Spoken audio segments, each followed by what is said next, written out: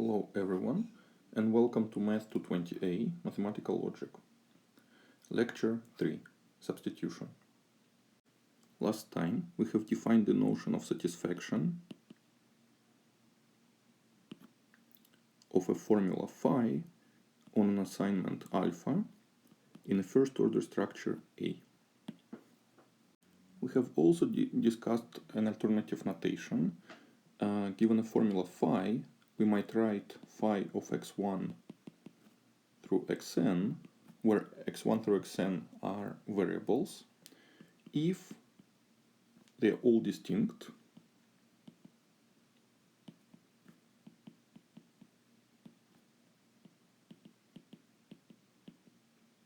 and all free variables in phi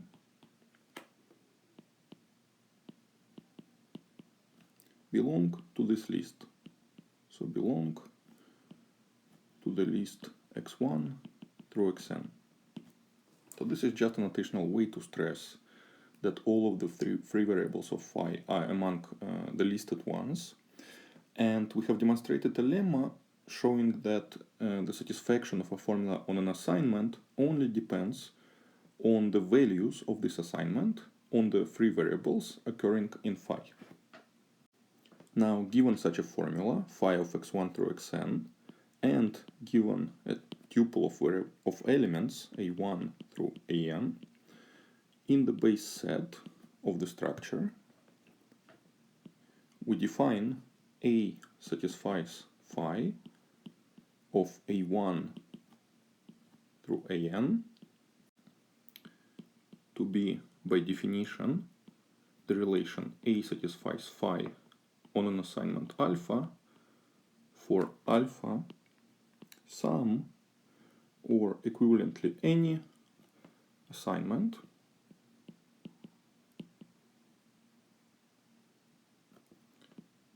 with alpha of xi equal to ai for all I from 1 to n. By the previous remark, this is well defined. Then the formula phi of x1 through xn defines an n-ary relation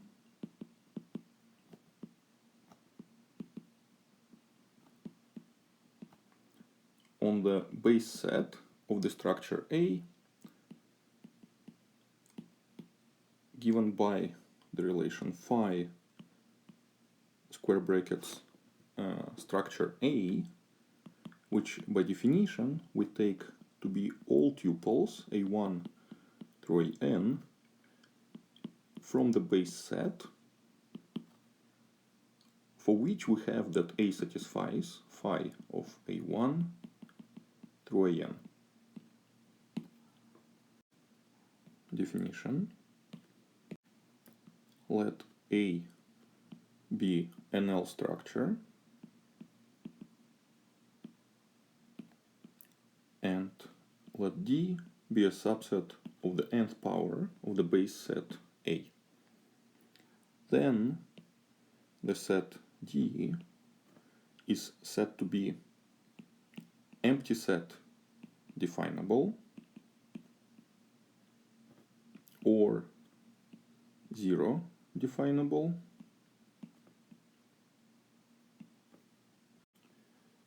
if D is equal to the set phi of A for some formula phi of x1 through xn. 2. Let B be a subset of the base set of the structure.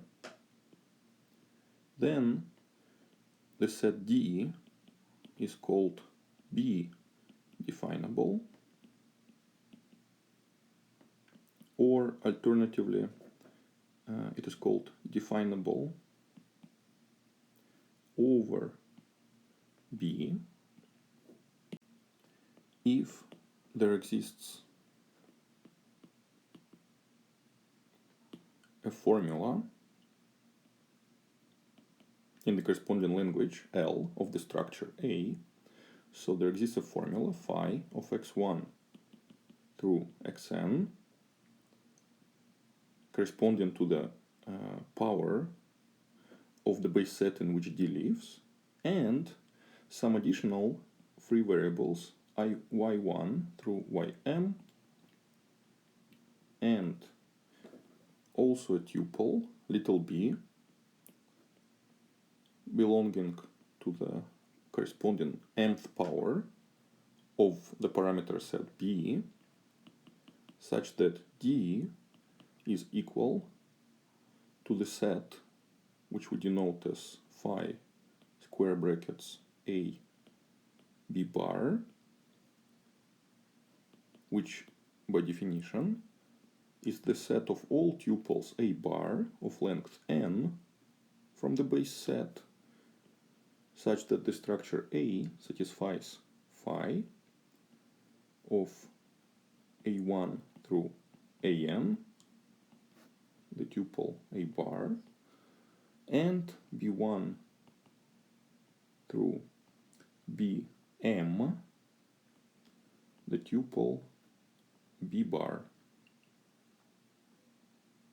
Another way to think about it is that the set D is definable by some formula with parameters from the parameter set capital P. Understanding definable subsets of a given structure is one of the central questions in the model theoretic analysis of the structure or of a given class of structures, and we will return to this topic later on, in particular when discussing quantifier elimination. But now we move on to the topic of substitution of terms into formulas. Our aim here is to provide a notion for the substitution in a formula phi of a variable x by a term s in such a way that the expected semantical properties are satisfied. Naively, we might want to simply replace every free occurrence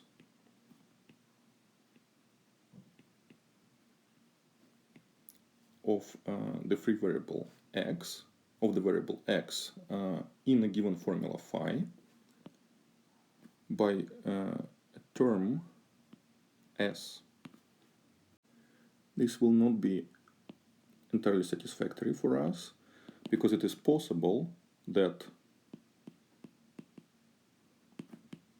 some variable in the term s becomes bound by a quantifier in the resulting formula.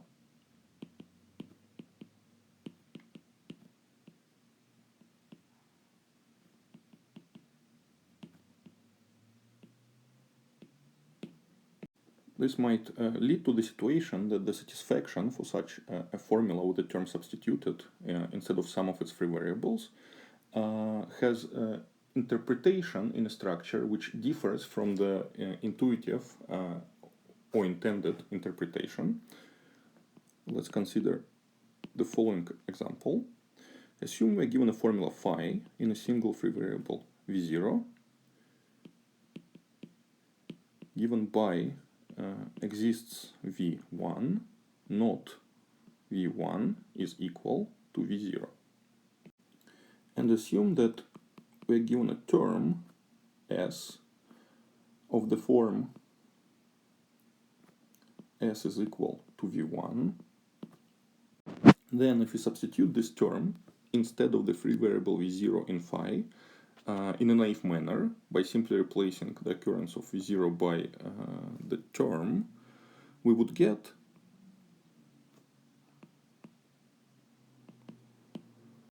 the formula exists v1, not v1 is equal to v1, which is satisfied in no structure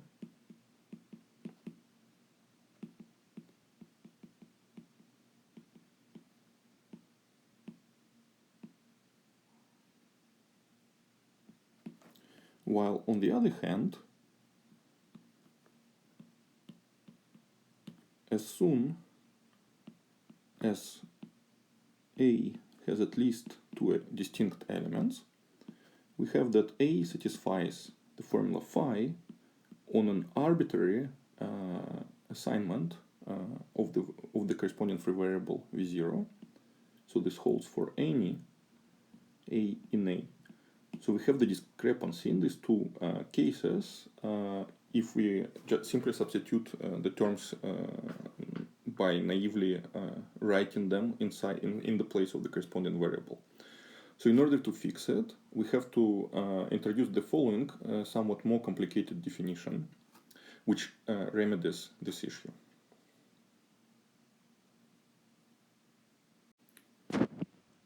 Let x0 through xr be distinct variables, and assume that s0 through sr are terms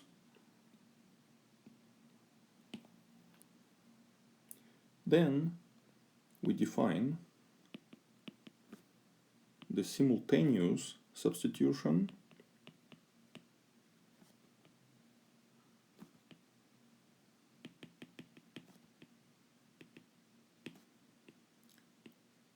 of the xi by the terms si in the following manner. First, let t be term. Then we define a new term, t, with s0 substituted in the place of x0, etc., sr substituted in the place of xr, which we might also denote as t s bar substituted in the place of x bar for brevity. So here this notation aims to stress that we are simultaneously substituting all these terms instead of the corresponding variables. So we define this term to be the word obtained by simultaneously replacing all occurrences of xi and t by si.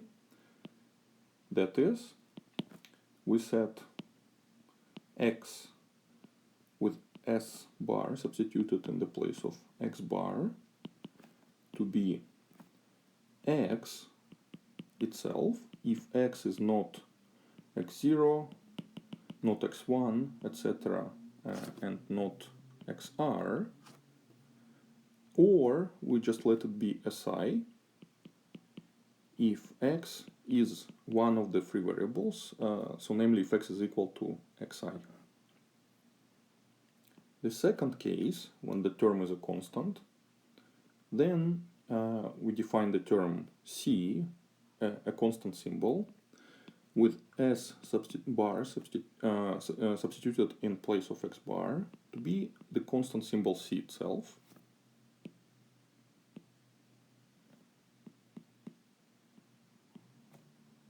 And finally, if our term is of the form f t1, etc., tn, then we define the corresponding term obtained by simultaneous substitution of s in the place of x bar to be the term f, and now we replace t1 by the corresponding substitution, and we replace the term tn obtained by the corresponding substitution from the original term tn.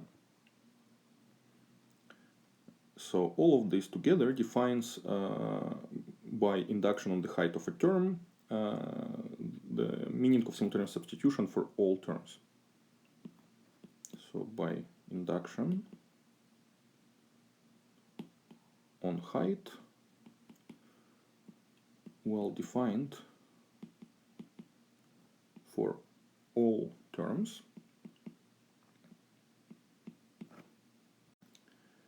next we define simultaneous substitution for formulas, again by induction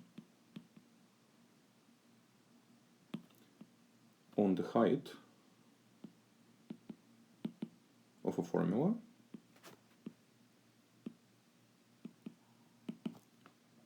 So the first case is when we have an atomic formula of the form T1 is equal to, T is equal to T prime. Then we define new formula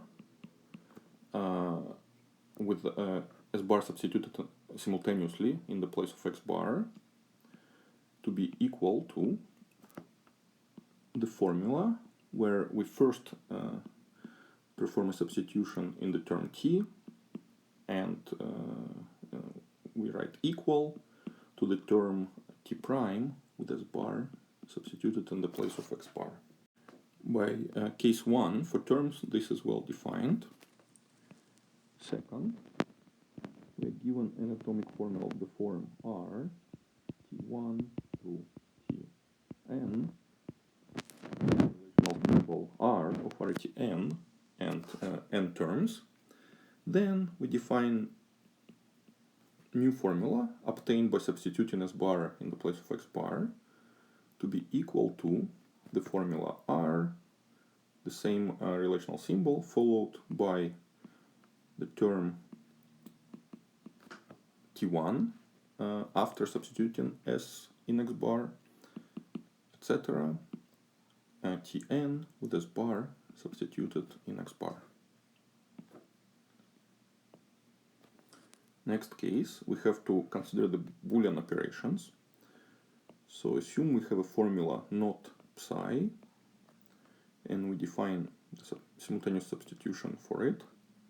We take it to be equal to the formula negation psi with S bar substituted in the place of X bar. So of course psi here has a smaller height, so by the inductive assumption this is well defined. Next, suppose we are given a formula of the form psi and chi for a pair of formulas psi and chi of smaller height. Then we define the substitution to be equal to the conjunction of psi with S bar substituted in X bar, conjunction chi with S bar substituted in X bar. And finally, we have to treat the case of adding the existential quantifier. So assume that we have the variables xi1 through xik with i1 less than i2, etc., less than ik. So let these be those variables among the list x0 through xr that are free in the formula exists x psi. So note that in particular one has that x is not equal to xi, 1, x is not equal to xi2, etc., and x is not equal to xik. Now we have to consider two cases.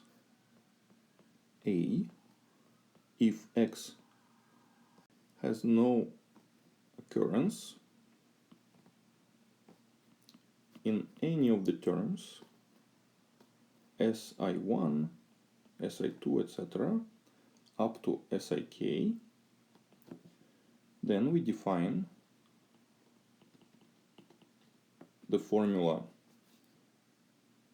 exists x psi with S bar substituted in the place of X bar to be equal to the formula exists x psi with the simultaneous substitution of si1 in the place of xi1,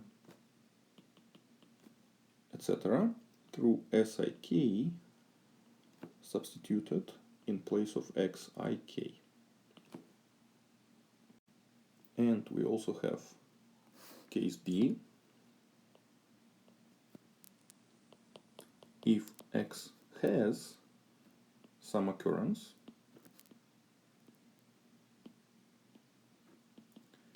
in at least one of the terms si1 through sik, then we define the formula exists x psi with s bar substituted in the place of x bar to be the formula exists u, the formula psi with si1 substituted in the place of xi1 through sik, substituted in the place of xik, and also u substituted in the place of x, where u is the first variable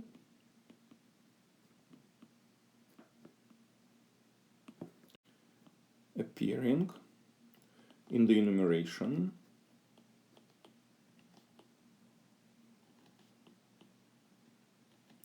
of the variables v0, v1, v2, etc. in the language, which does not occur in any of the words of the form exists x, psi, si1, si2, etc. sik. So the idea is to take u to be a completely new variable, not appearing anywhere among the relevant terms involved, as well as the formula, and use it instead of x in the resulting substitution.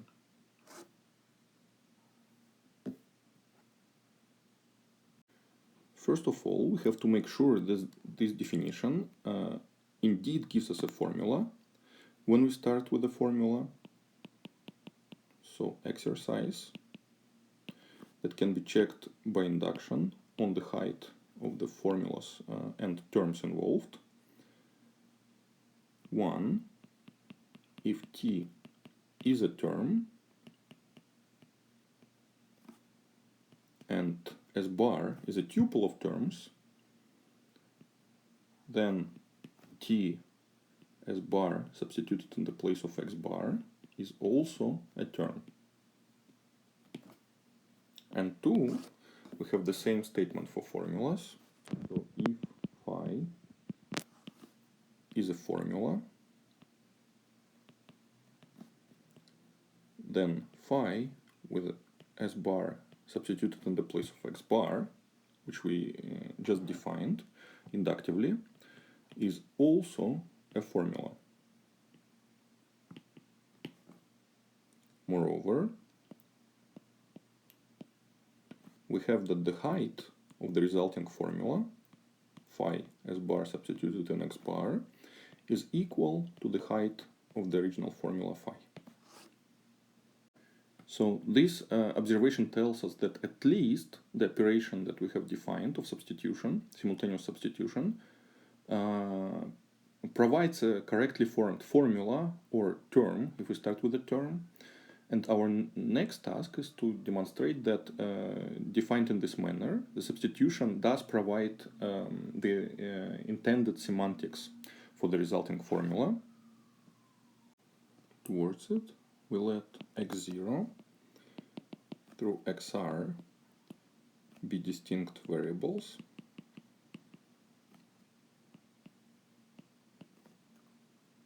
Alpha an assignment.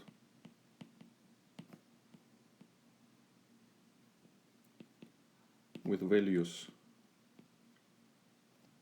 in an L structure A, and assume that A0 through AR are all elements of the base set of the structure. Then we define the assignment alpha with the simultaneous substitution of a0 in the place of x0 through ar in the place of xr, also written as alpha with the tuple of elements a bar substituted in the place of the tuple of variables x bar by taking alpha a bar substituted in x bar, its value on the variable xi to be equal ai, and the value of this new substitution on y to be just the value of alpha on y if y is distinct from all the variables xi for every I. So we already saw a variant of this definition with a single element substituted in the place of a single free variable, and this is just a straightforward generalization to a tuple of variables. The next lemma, which we will refer to as the substitution lemma,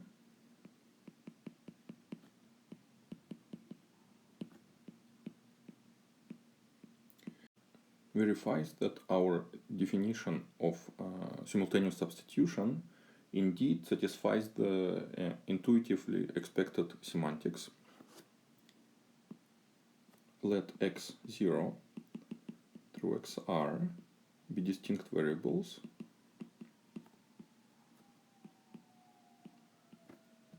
and let s0 through sr be terms, and finally let alpha be an assignment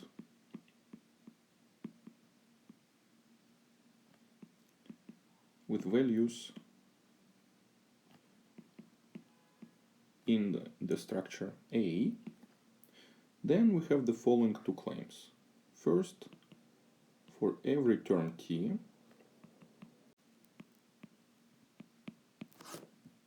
we have that if we look at the term obtained by substituting s bar instead of x bar, and we look at the value of its term on the assignment alpha, what we get is the value of the original term t interpreted in the structure A on the assignment alpha obtained by substituting as in the definition above. So alpha with s0 a alpha substituted in the place of x0 through sr interpreted on a and evaluated on alpha. So this gives us an element of the base set of the structure substituted in the place of xr. So what this tells us is that at the level of semantics, at the level of interpretations, substituting some terms into another term corresponds to the composition of functions on the corresponding powers of the base set of a structure. This is one. And two, for every formula phi, we have that A satisfies phi with s bar substituted in the place of x bar on this assignment alpha, if and only if A satisfies the original formula phi, but on the assignment obtained by substituting the corresponding values. So on the assignment alpha, where we substitute the value of the term s0 on alpha in the place of x0, etc., through the value of the term sr on the assignment alpha substituted in place of the variable xr. So again, we have that the semantics of simultaneous substitution corresponds to the composition of the functions given the interpretations of each of the terms which we are substituting, and evaluating the formula phi on the corresponding tuple of elements. Let's prove the lemma. We'll only prove the second part, leaving the first part as an exercise. One argues by induction on the height of the formula phi, considering several cases, and we will only focus on the case when phi is of the form exists x psi, where psi is a formula of smaller height. And so we need to consider the formula exists x psi with the simultaneous substitution of the tuple of terms s bar in the place of the tuple of variables x bar. So as in the definition of simultaneous substitution, we denote by xi1 through xik the variables among x1 through xr data free in the formula exists x psi, and there are two cases to consider. So assume first that x occurs in one of the terms si1 through sik, and in this case we let u be the variable chosen as in the definition of the simultaneous substitution. So precisely we let it be the first variable appearing in the enumeration of all variables v0, v1, v2, etc., which does not occur in any of the words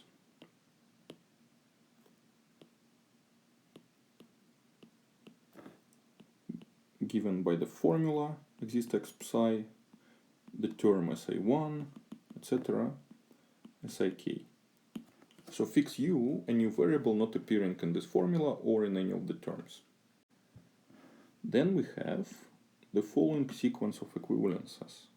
So we have that A satisfies the formula exists x psi with s bar substituted in the place of x bar, evaluated on the assignment alpha, if and only if A satisfies exists u psi with si1 substituted in the place of xi1 through sik substituted in the place of xik, and u substituted in the place of x evaluated on the assignment alpha. So this is just the definition of substitution in this case. Now, by the definition of satisfaction of a formula in a structure, we unwind the satisfaction of a formula starting with an existential quantifier on an assignment. So this is equivalent to there exists an element A in the base set of the structure, such that the structure A satisfies the formula psi with si1 substituted in the place of xi1 through sik substituted in the place of x, I, k, and u substituted in the place of x on the assignment obtained from alpha by plugging a in the place of the free variable u. So this is just the definition of satisfaction for an existential formula on an assignment in terms of the formula with this existential quantifier removed. Just part of the inductive definition of the satisfaction relation. Now, this is equivalent by the induction hypothesis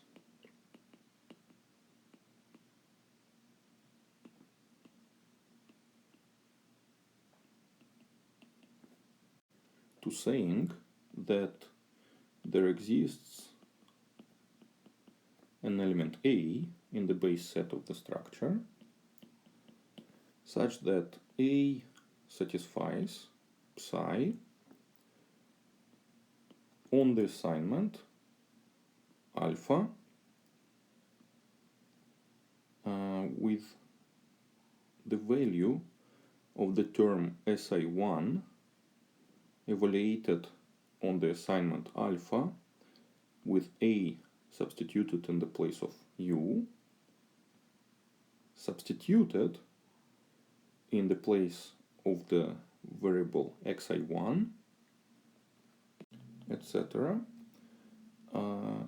Sik evaluated on the assignment alpha A substitute u, substituted in the place of the variable xik and the value of the term u given by just the one variable u evaluated on alpha A substituted in the place of u, all of this substituted in the place of x. So here we utilize that this formula psi with a bunch of corresponding substitutions has height strictly smaller than the height of the formula phi that we are analyzing. The formula phi equal exists x psi, and hence we can apply the inductive assumption given by the statement of the lemma to this formula of smaller height. So then the result in this line is obtained by plugging all of this in. Now let's look at the values of the terms that we have here. So first we look at the value of the term SI1 on an assignment alpha with A plugged instead of U. By assumption on U, or rather by the choice of U, we know that U does not occur freely in the term SI1. And we also know, as discussed in the previous lectures, that the value of a term in an assignment only depends on what this assignment does to the variables occurring freely in the term. And hence we have that the value of the term SI1 on alpha with A substituted in the place of U is the same as the value of this term on the assignment alpha. And the same reasoning applies to each of these terms, because by the choice of U it does not occur freely in any of them. Hence this is also equal to Sik evaluated on alpha. And of course the value of the term U, which is just a variable, on the assignment which plugs A in U is going to be just A. So using all of this, we can thus say that this holds if and only if there exists an element A in the base set such that A satisfies psi on the assignment alpha with the following substitutions. So for the first one we have SI1 of alpha substituted in the place of XI1 through SIK evaluated on alpha. So this gives us an element of A, which we substitute in the place of XIK. And for the expression with U, we simply get A, as discussed in the previous line, which we substitute in the place of X. But again, by the definition of the satisfaction relation for a formula, this is equivalent to saying that A satisfies the formula exists X psi evaluated on the following assignment. So we have alpha, the original assignment. Now we just copy SI1 evaluated on alpha, substituted in the place of XI1 through SIK evaluated on alpha, and substituted in the place of XIK.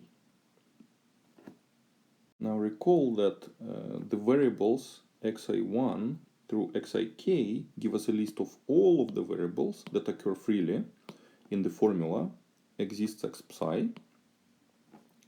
Hence we can write that this is equivalent to A satisfies exists x psi on the assignment alpha with the substitution S0A evaluated on alpha substituted into x0 through SRA evaluated on alpha substituted in the place of XR. So the reason being that it doesn't matter what we substitute into those variables which don't occur freely in the formula exists x psi, and for those that do occur, we know that it is satisfied with the given substitution. This concludes the proof of the inductive step in the first case, but we also have to consider the case that the variable x has no occurrence in any of the terms SI1 through SIK. Then we have that A satisfies the formula exists x psi with s bar substituted in the place of x bar on the assignment alpha, if and only if, and here we're just using the definition of simultaneous substitution in the corresponding case.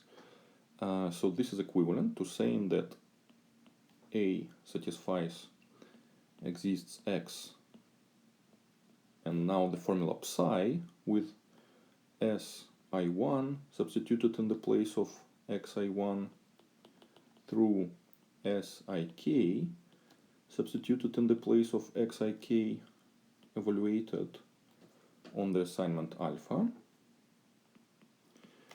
By definition of satisfaction for formulas, this is equivalent to saying that there exists an element A in the base set with A satisfying psi with the corresponding simultaneous substitution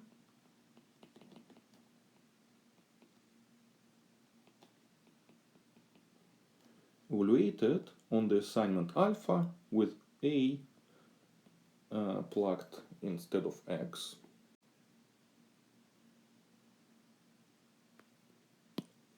In this case, since the formula psi has smaller height than the formula exists x psi, using the inductive assumption,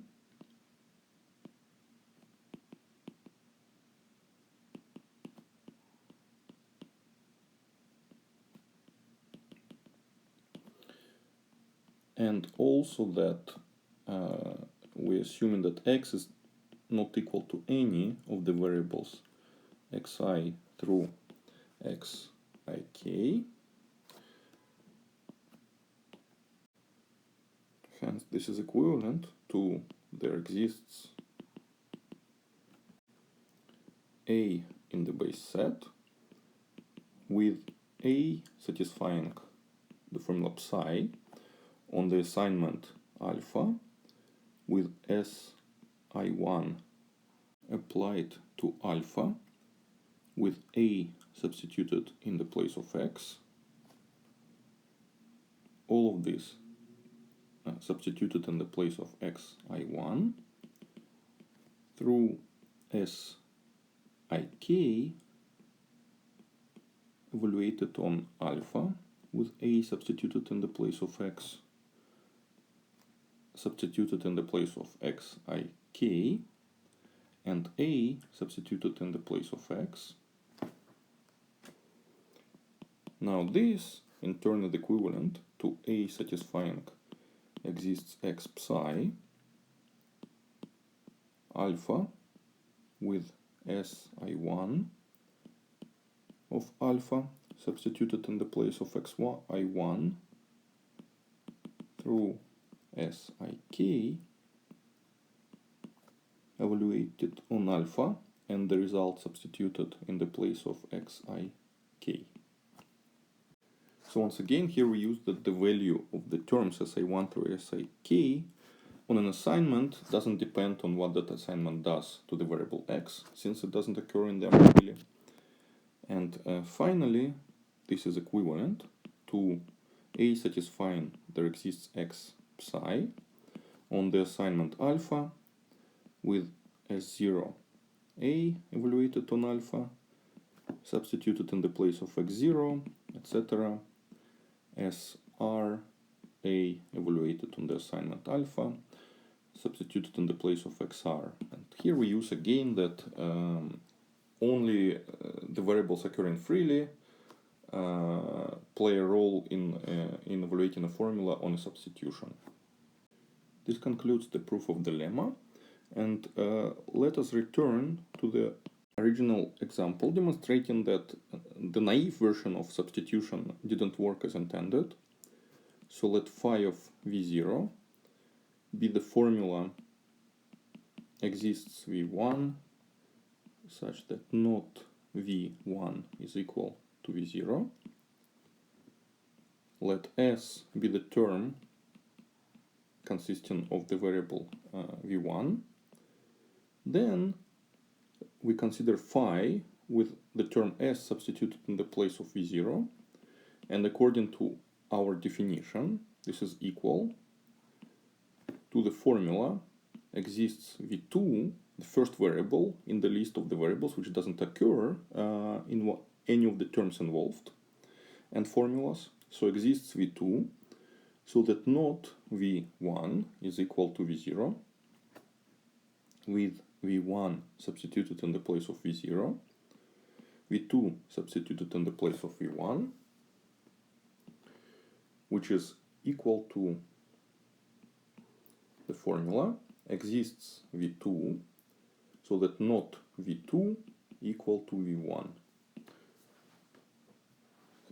which does give the desired substitution of the formula, simply replacing the variable v1 by the variable v2 in the resulting formula. And the second remark, assume we are given a formula phi and x1 through xn are distinct variables.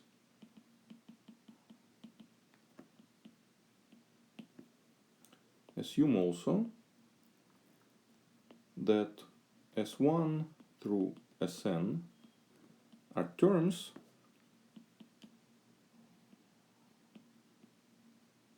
not containing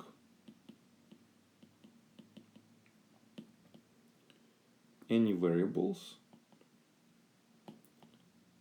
with occurrence in phi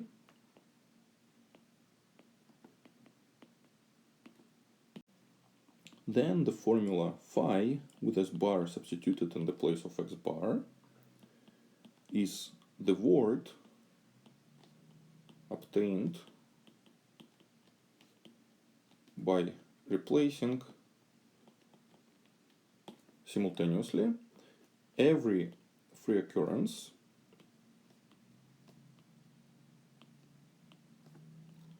of xi by the word si. So exactly as intended originally in the naive definition. This naive definition works in the situation when there is no conflict of variables between the terms and the formula. We can prove it by induction on the height of the formula.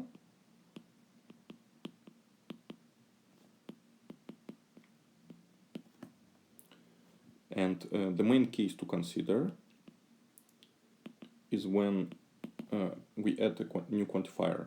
So phi is of the form exists x psi. And typically this is the difficult case for all kinds of properties that we're trying to prove by inductions on the formulas. So assume that I1 less than I2, etc., less than Ik. Let these indices be chosen as in the definition of simultaneous substitution of the tuple of terms s bar in the place of the tuple of the variables x bar. By assumption, we have that x has no occurrence in any of the terms si1 through sik. So by definition of the substitution corresponding to the formula exists x psi with s bar substituted in the place of x bar, this formula is equal to the formula exists x psi si1 substituted in the place of xi1 through sik substituted in the place of xik. As the terms sij do not contain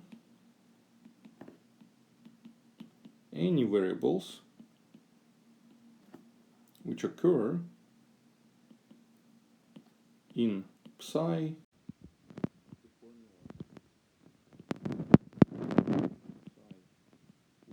si1 substituted in the place of xi1 through sik substituted in the place of xik, which is of smaller height